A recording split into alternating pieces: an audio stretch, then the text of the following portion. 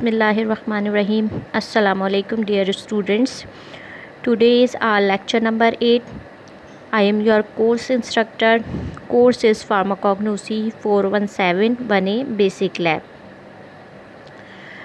Today we will talk about the flowers and then do the organoleptic evaluation of flowers in our lab.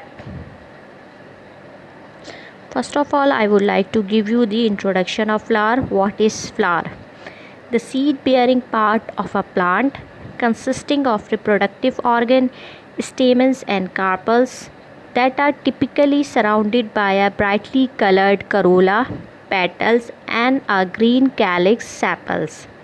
Plant में जो seed bearing structure होता है जो कि मुश्तमिल होता है रिप्रोडक्टिव ऑर्गन्स पर, और ये रिप्रोडक्टिव ऑर्गन्स स्टेमन्स और कार्पल्स होते हैं, और स्टेमन्स और कार्पल्स घिरे हुए होते हैं ब्राइटली कलर पेटल्स से और ग्रीन कलर की सेपल से।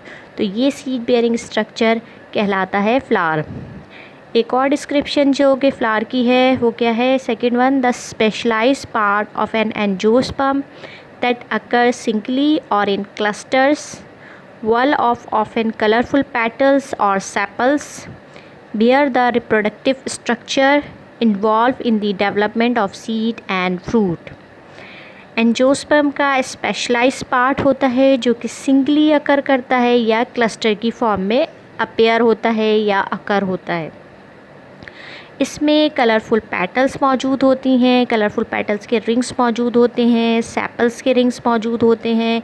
इसके अलावा रिप्रोडक्टिव स्ट्रक्चर मौजूद होता है और ये रिप्रोडक्टिव स्ट्रक्चर सीड और फ्रूट की डेवलपमेंट में इन्वॉल्व होता है। तो एंजियोस्पर्म का ये स्पेशलाइज्ड पार्ट कहलाता है फ्लावर। फ्लावर्स में grow separately on the plant और together in inflorescence.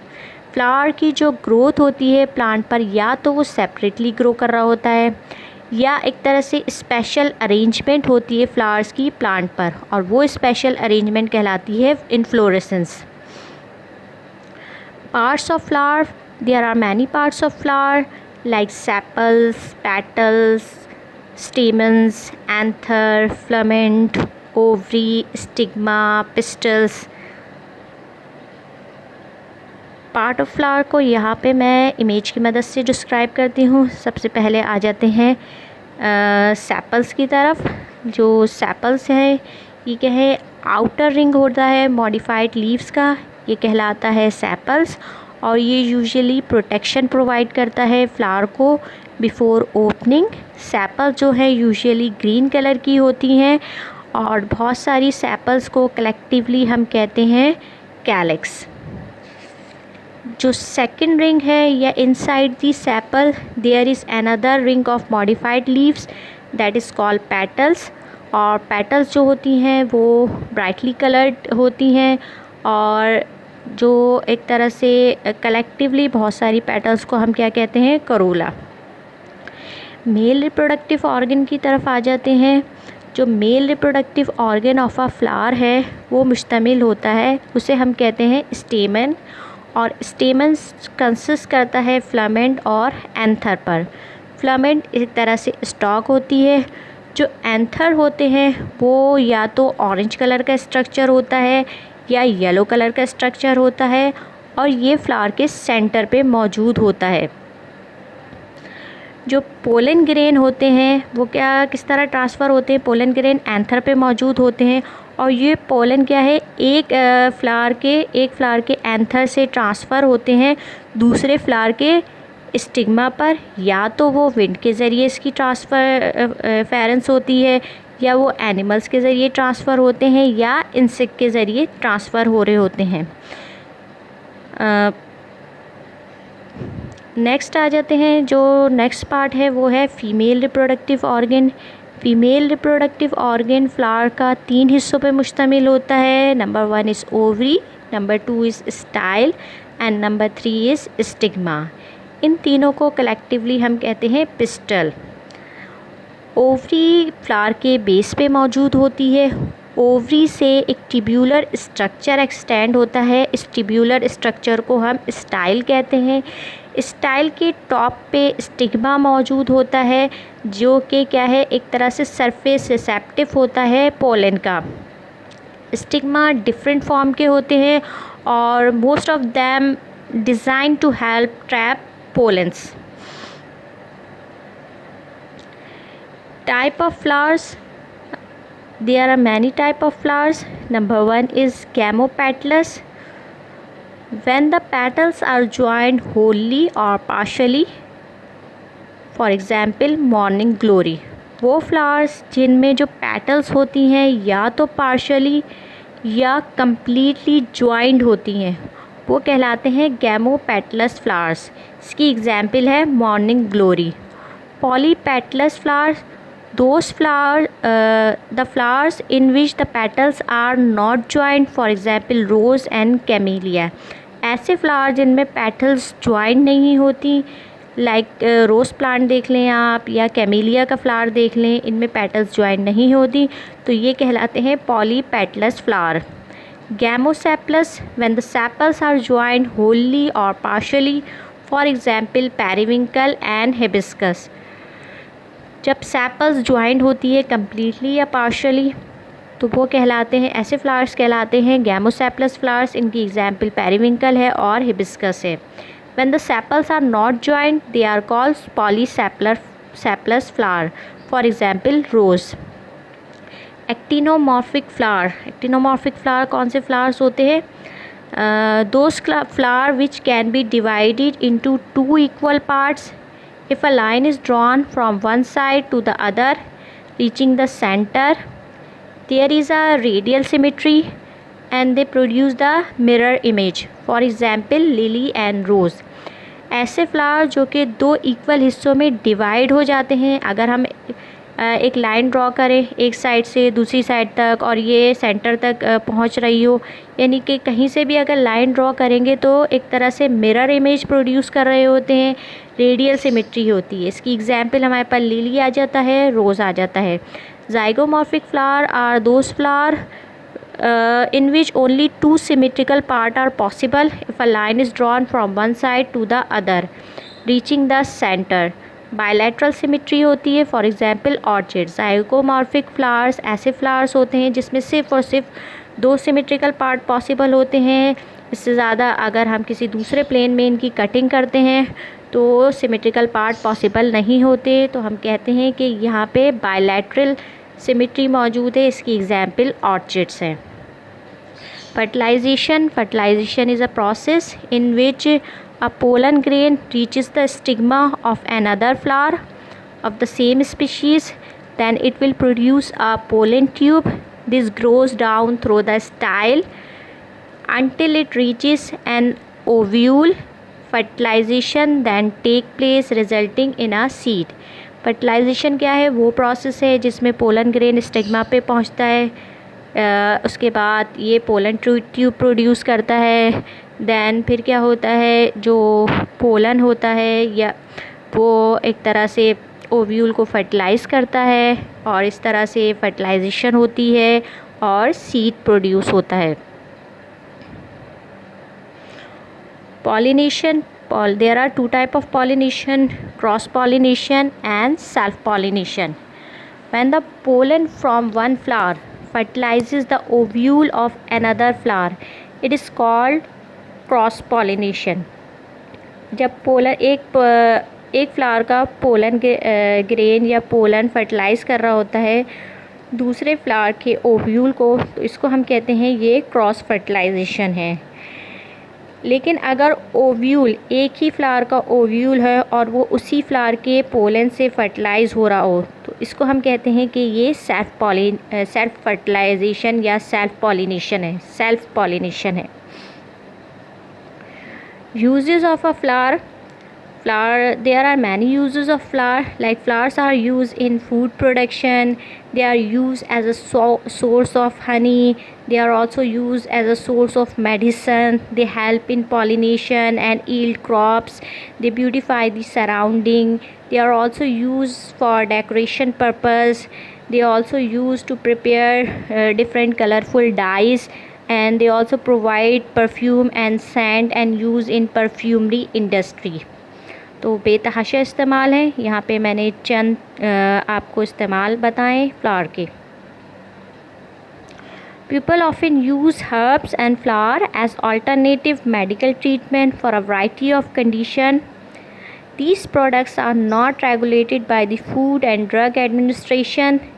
Their safety and effectiveness is not guaranteed. जो लोग हैं ज़्यादातर हर्ब और फ्लावर्स को as a alternative medical treatment बहुत सारी डिजीज़ की ट्रीटमेंट के लिए यूज़ करते हैं as a alternative medical treatment के तौर पर। इसके अलावा ये जो प्रोडक्ट्स हैं ये FDA से अप्रूव नहीं है, तो इनकी सेफ्टी और एफिकेसी गारंटीड नहीं है। ऑर्गेनोलेप्टिक इवैल्यूएशन जो आपको लैब में करनी है वो 3 फ्लावर्स की करनी है। प्यूनिका ग्रेनेटम जो कि अनार है, अनार का फूल है। दैन ओनोस्मा ब्रैक्टिएटम, इसे हम कहते हैं गुले गाउज़बान। एंड वायला ओडोरेटा, गुले बनफशा। इस लेक्चर में मैं 2 प्लांट की डिस्क्रिप्शन आपको दूंगी।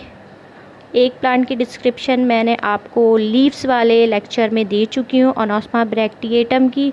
तो यहाँ पे मैं प्यूनिका ग्रेनेटम और वायला एडोरेटा के बारे में आप लोगों को ब्रीफली डिस्क्राइब कर दूँगी।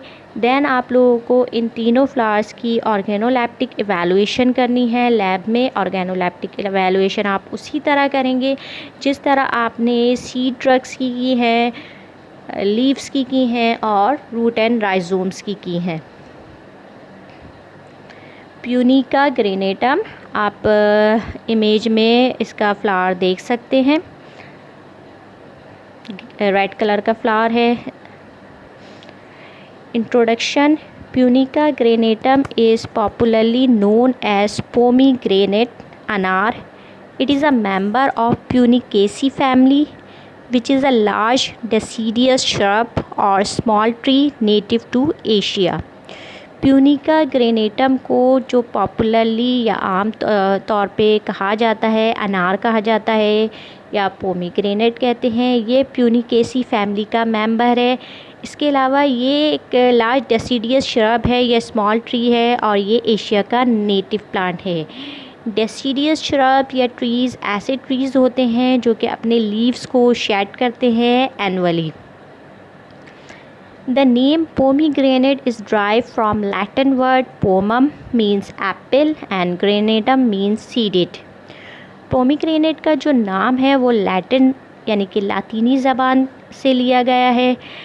लातीनी ज़बान का एक वर्ड है पोमम जिसके मीनिंग होते हैं एप्पल और सेकंड वर्ड है ग्रेनेटम जिसके मीनिंग होते हैं seeded. Another meaning of granatum is of dark red colour with reference to its seeds. जो कि एक और ग्रेनेटम की जो मीनिंग है तो उसके मायने होते हैं डार्क रेड कलर। पोमीग्रेनेट के जो सीड होते हैं वो डार्क रेड कलर के होते हैं, यही वजह है कि इसे हम ग्रेनेटम कहते हैं। Spanish city of Granada was named after the pomegranate. Traditional uses. Punica granatum have been used in folk medicine for centuries in the Middle East, India and China, and it has been used to treat ailments ranging from inflammation and rheumatism to the pain of a simple sore throat। Punica granatum के का इस्तेमाल फोक medicine में कई दहाइयों से चला आ रहा है। इसका इस्तेमाल मिडिल ईस्ट में हो रहा है, इंडिया में, चाइना में बहुत सारी एलमेंट या डिज़ीज़ की ट्रीटमेंट के लिए इसका इस्तेमाल किया जा रहा है, चाहे वो इन्फ्लेमेटरी डिजीज़ हो, चाहे वो पेन वगैरह हो रूमेटिज़म की वजह से, सोर थ्रोट की। तो ये इसका एक तरह से फोक यूजेस हैं या फोक मेडिसिन में इसका इस्तेमाल है। The most famous usage worldwide has been as a vermifugal or tanicidal agent, that is a killer and expeller of intestinal worms. The pericarp is used by Chinese and South Africans for the treatment of diarrhea, metorrhagia. In Unani medicine, its flower is used as a food supplement to treat diabetes mellitus। जो सबसे most famous इसका usage है पूरी दुनिया में वो as a वर्मीफ्यूगल और टेनिसाइडल agent के तौर पर इसका इस्तेमाल किया जाता है, यानी कि ये एक्सपेल करता है और किल करता है इंटेस्टिनल वर्म्स को। इसके अलावा चाइना में या साउथ अफ्रीका में जो इसकी पेरिकार्प है पोमीग्रेनेट की, वो यूज़ की जाती है डायरिया की ट्रीटमेंट के लिए, मेट्यूर्जिया की ट्रीटमेंट के लिए। मेट्यूर्जिया बेसिकली यूट्राइन ब्लीडिंग होती है, तो यूट्राइन ब्लीडिंग की ट्रीटमेंट के लिए अनार की पेरिकार्प का इस्तेमाल किया जाता है चाइना और साउथ अफ्रीका में। जबकि यूनानी मेडिसन में जो अनार के फ्लावर हैं वो फूड सप्लीमेंट के तौर पर इस्तेमाल होते हैं डायबिटीज़ मेलाइटस की ट्रीटमेंट के लिए। यहाँ पे ट्रेडिशनल यूजेस बता रखे हैं, ट्रेडिशनल यूजेस ऑफ पेरिकार्प बता रखा है कि पेरिकार्प का इस्तेमाल कोलाइटिस में ट्रेडिशनली किया जाता है। यानी कि कोलाइटिस क्या है? Inflammation of inner lining of colon है।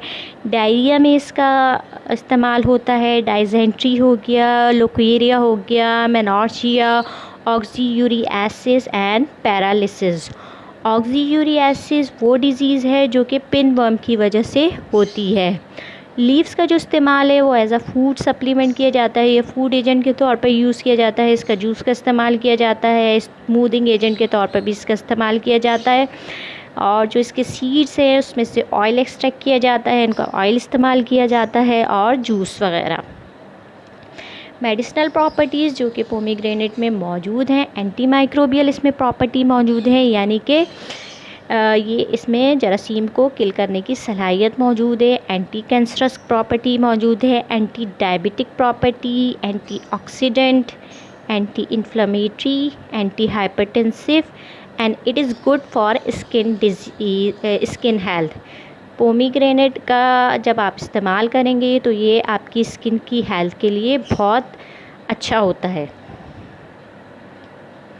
फार्माकोग्नोस्टिक फीचर्स की तरफ आ जाते हैं। Scientific name Punica granatum, it belong to the family Punicaceae भी कहते हैं और लाइथ्रेसी भी कहते हैं। English name pomegranate flower, local name गुले अनार। प्लांट पार्ट जो कि हम लैब में जिसकी ऑर्गेनोलैप्टिक इवैल्यूएशन करेंगे फ्लावर यूज़ कर रहे हैं। Constituent tannins, punicotannins, alkaloid, sugar, pectin and ash. Action and uses: it is used as an astringent, antihelmintic, stomachic, refrigerant, dyspepsia, cardiac disease। Astringent agent वो एजेंट होते हैं जो कि क्या करते हैं? कॉन्ट्रैक्शन कॉज कर रहे होते हैं स्किन सेल्स की और दूसरे बॉडी टिश्यूज़ की। Second flower is Viola odorata, that is गुले बनफशा।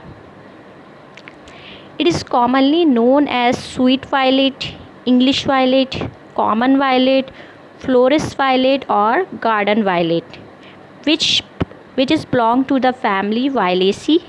The sweet and unmistakable scent of this flower has been used in the production of many cosmetics, fragrances and perfumes.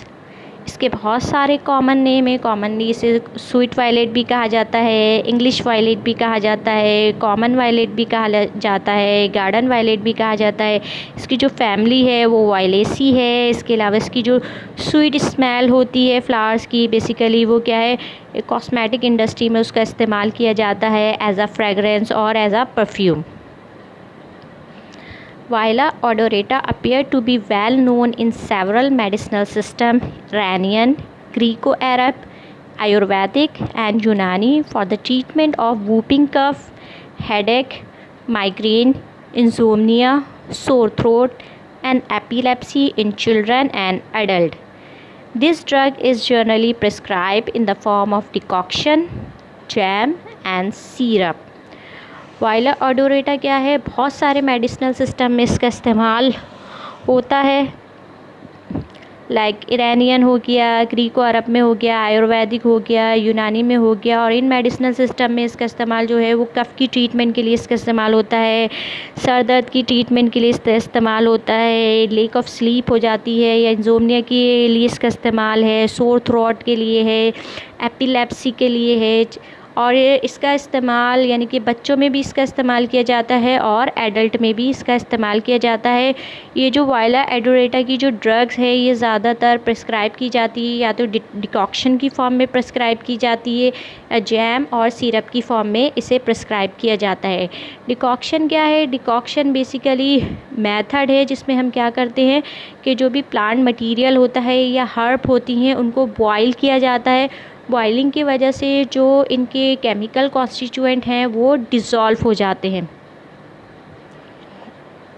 वायला ओडोरेटा is a perennial glabrous और pubescent herb about 15 centimetre in height. Viola odorata क्या है? Perennial herb है, यानी कि ऐसी herb है जिसको अपनी ग्रोथ के लिए 2 सीज़न की रिक्वायरमेंट होती है।